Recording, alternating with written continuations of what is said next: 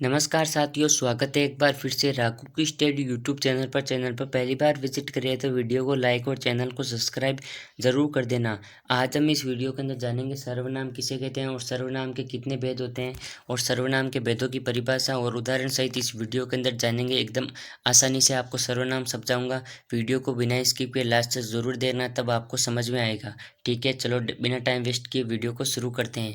सर्वप्रथम हम बात करते हैं सर्वनाम की परिभाषा और क्या होती है। ठीक है, सर्वनाम की परिभाषा की बात करें तो संख्या शब्दों के स्थान पर प्रयुक्त होने वाले शब्दों को सर्वनाम कहते हैं। ठीक है, सर्वनाम एक विकारी शब्द है, ये भी एक इम्पोर्टेंट बात है। ठीक है, सर्वनाम शब्द सर्व और नाम के संयोग से बना होता है, जिसका शाब्दिक अर्थ सबका नाम होता है। ठीक है, सर्वनाम रूपांतरण वचन और कार्य की वजह से होता है। ठीक है, और लेकिन सर्वनाम रूपांतरण लिंग की वजह से कभी नहीं होता है। ठीक है, इसमें आपको बता दूं कि ये सर्वनाम की परिभाषा है। संज्ञा शब्दों के स्थान पर प्रयुक्त होने वाले शब्दों को सर्वनाम कहते हैं।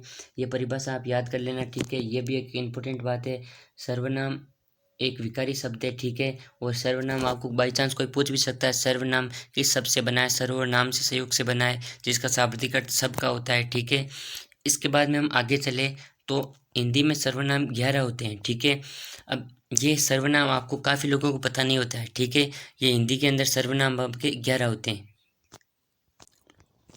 11 में होते हैं। हिंदी के सर्वनाम को बताऊं, हिंदी के सर्वनाम मैं, तू, आप, ये, वह, सो, जो, कोई, कुछ, क्या, ये सर्वनाम होते हैं। जो हिंदी के अंदर सर्वनाम 11 सर्वनाम होते हैं। ठीक है, अब आपको सही तरीके से मैं सर्वनाम की परिभाषा बताऊं तो सर्वनाम की परिभाषा ये होती है, संख्या के स्थान पर प्रयुक्त होने वाले शब्दों को सर्वनाम कहते हैं। ठीक है, ये वेरी वेरी इंपॉर्टेंट परिभाषा है, इस परिभाषा को आप याद कर लेना। ठीक है, सर्वनाम सर्व सब शब्दों से मिलकर बताया होता है। जो सर्व शब्द का अर्थ सभी का होता है और या सब का शब्द नाम अर्थ से हिंदी व्याकरण में संख्या से लिया गया है। ठीक है, अतः हम कह सकते हैं कि सभी शब्द सर्वनाम है। ठीक है, संख्या जिनका प्रयोग संख्या के स्थान पर किया जाता है। देखो, जैसे मैं बताता हूँ आपको, मैं का प्रयोग किस प्रकार किया जाता है, ये देखो, इसका इस्तेमाल वक्ता व स्वयं के लिए किया जाता है। मैं का प्रयोग, ठीक है, स्वयं के लिए किया जाता है। तू का प्रयोग, इसका इस्तेमाल वक्ता की बात सुनने के लिए किया जाता है। ठीक है, और ये का प्रयोग आसपास की किसी वस्तु या इंगित करने के लिए शब्दों का प्रयोग किया जाता है। वह का प्रयोग दूरी की किमी की वस्तु को इंगित करने के लिए इस शब्द का प्रयोग किया जाता है। सर्वनाम के उदाहरण की बात करें, वह पेन मेरा है। ठीक है, देखो, वह के लिए देखो दूसरी वस्तु के लिए किया गया है। ये घर मेरे दादाजी ने बनवाया है। ठीक है, हो गया ना। अब और उदाहरण देखते हैं, मैंने आज व्यायाम नहीं किया। ठीक है, तुम एक बहादुर लड़की हो। कोई आ रहा है, वह कुछ खा रहा है। वह कौन है जो खेत में घूम रहा है। ठीक है, इस तरीके से उदाहरण है। पिताजी कल किसकी बात सुन रहे थे। ठीक है, इसके बाद मैं बता दूं,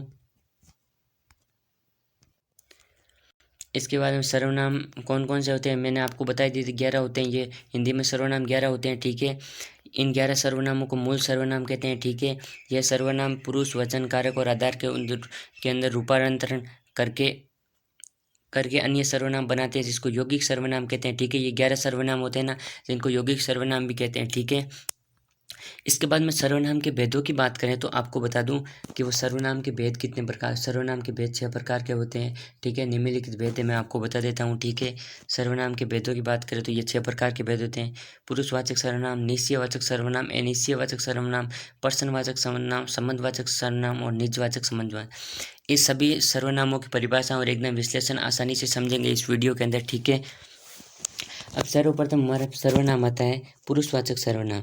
ठीक है, पुरुषवाचक सर्वनाम किसे कहते हैं, जिन सर्वनाम शब्दों का प्रयोग कहने पर बात सुनने के स्थान पर जिसके बारे में बात की जाती है उसी स्थान में किया जाता है, उसे पुरुषवाचक सर्वनाम कहते हैं। जैसे मैं, तुम, आप आदि वह। ठीक है, पुरुषवाचक सर्वनाम 3 प्रकार के होते हैं, उत्तम पुरुषवाचक सर्वनाम, मध्यम पुरुषवाचक सर्वनाम और तीसरा अन्य पुरुषवाचक सर्वनाम। इसमें उत्तम पुरुषवाचक सर्वनाम पहला सर्वनाम है। ठीक है, जिन सर्वनाम शब्दों का प्रयोग वक्ता के स्वयं के लिए करता है उसे पुरुषवाचक सर्वनाम कहते हैं। ठीक है, वे जैसे एवं हम उत्तम पुरुषवाचक सर्वनाम है। ठीक है, कारक के आधार पर मैं अपना रूपांतरित करके अन्य सर्वनाम बनाता है, वे सभी सर्वनाम सभी उत्तम पुरुषवाचक सर्वनाम होंगे। मैंने, मुझको, मुझको, इसका, हमको आदि। ठीक है, इसके बाद में दूसरा सर्वनाम है उत्तम पुरुषवाचक सर्वनाम के उदाहरण की बात करें तो मैं एक धार्मिक व्यक्ति हूँ। इस वाक्य में व्यक्ति की बात कर रहा है और स्वयं के बारे में बता रहा है, इसलिए उत्तम पुरुषवाचक सर्वनाम है। ठीक है, इस प्रकार से उदाहरण मैंने आपको बता दिए गए। ठीक है, इसके बाद में आपके यहाँ दूसरा आता है मध्यम पुरुषवाचक सर्वनाम। जिन सर्वनाम शब्दों का प्रयोग वक्ता द्वारा बात सुनने वाले के लिए किया जाता है उसे मध्यम पुरुषवाचक सर्वनाम कहते हैं। ठीक है, तुम, आप आदि। जैसे उदाहरण, तुम बहुत अच्छी हिंदी बोलते हो। ठीक है, इस प्रकार आपके सहयोग के बिना ये सब कुछ नहीं कर पाऊंगा। ठीक है, उपरोक्त दोनों वाक्यों में तुम और आपके मध्यम पुरुषवाचक सर्वनाम है। ठीक है, इसके बाद में तीसरा सर्वनाम अन्य पुरुषवाचक सर्वनाम किसे कहते हैं।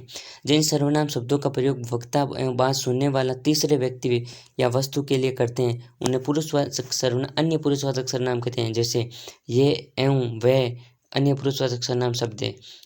देखो उदाहरण के लिए, ये मेरा घर है, वह मेरा घर नहीं है। ठीक है, इस प्रकार दूसरा सर्वनाम का भेद होता है निश्चयवाचक। ठीक है, वो तो 3 भेद थे, किसके आपको भी बता दिए थे मैंने। किसके भेद थे? ये भेद थे आपके पुरुषवाचक सर्वनाम के। ठीक है, अब आपको बताता हूँ सर्वनाम के भेद है उसकी परिभाषा। निश्चयवाचक, जिन सर्वनाम शब्दों का निश्चित वस्तु या व्यक्ति के लिए किया जाता है उसे निश्चित सर्वनाम कहते हैं। जैसे निश्चित सर्वनाम के आधार पर देखो बता दूँ उदाहरण, ये पुस्तक मेरी है। इस वाक्य में निश्चित सर्वनाम शब्द है क्योंकि निश्चित हो गया कि ये वस्तु मेरी है। ठीक है, उसके बाद में अनिश्चय में जिन सर्वनाम शब्दों के निश्चित व्यक्ति वस्तु का बोध नहीं कराता है।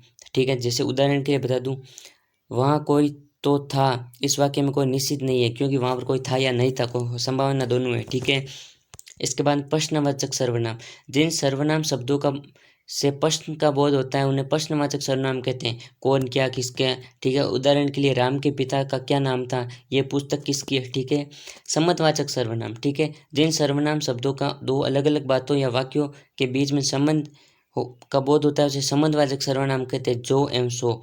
ठीक है, जो मेहनत करेगा सो कामयाब होगा। ठीक है, इस प्रकार दोनों का जो और निश्चयवाचक सर्वनाम, जिन सर्वनाम शब्दों का प्रयोग स्वयं के लिए करता है उसे निश्चयवाचक सर्वनाम कहते हैं। आज, अपना, स्वयं के लिए। ठीक है, जिस प्रकार। ठीक है, निश्चयवाचक सर्वनाम के उदाहरण मैंने बता दूं आपको कि मैं अपना काम जानता हूँ। इस वाक्य में निजवाचक सर्वनाम मतलब स्वयं का काम जानता हूँ। ठीक है, पुरुषवाचक और निजवाचक सर्वनाम में अंतर बताना है। निजवाचक सर्वनाम आप पुरुषवाचक सर्वनाम आप अलग अलग है। पुरुषवाचक में आप किसी अन्य व्यक्ति के आधार पर प्रकट करने के लिए प्रयुक्त किया जाता है और निजवाचक स्वयं अपना कर्ता के लिए प्रयुक्त किया जाता है। मतलब पुरुषवाचक दूसरे के लिए किया जाता है और निजवाचक स्वयं के लिए किया जाता है।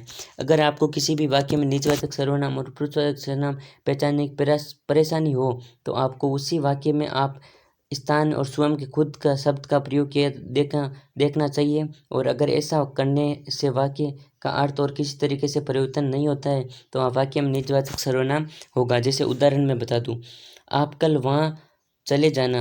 इस वाक्य में आप का प्रयोग किसी अन्य व्यक्ति को संबंधित करने के लिए किया जाता है। अगर इस वाक्य में हम वाक्य में अर्थ निकाले समझ जाते हैं तो किसी अन्य व्यक्ति को संबंधित करके ये कहा जा रहा है कि आप कल वहाँ चले जाना, अतः इसमें पुरुषवाचक सर्वनाम है। ठीक है, आप मतलब दूसरों के लिए, हम मतलब मैं के लिए हो जाता है। ठीक है, निजवाचक सर्वनाम। ये अंतर हो गया। इसके बाद में आई होप ये वीडियो आपके लिए हेल्पफुल इंटरेस्टिंग लगा हो तो वीडियो को लाइक कर देना, चैनल को सब्सक्राइब जरूर कर देना। ठीक है, ये वीडियो आपके लिए हेल्पफुल इंटरेस्टिंग लगा हो तो वीडियो को लाइक, चैनल को सब्सक्राइब करना ना भूलें, दोस्तों को शेयर जरूर कर देना। मिलते हैं नेक्स्ट वीडियो के अंदर, तब तक जय हिंद, जय भारत।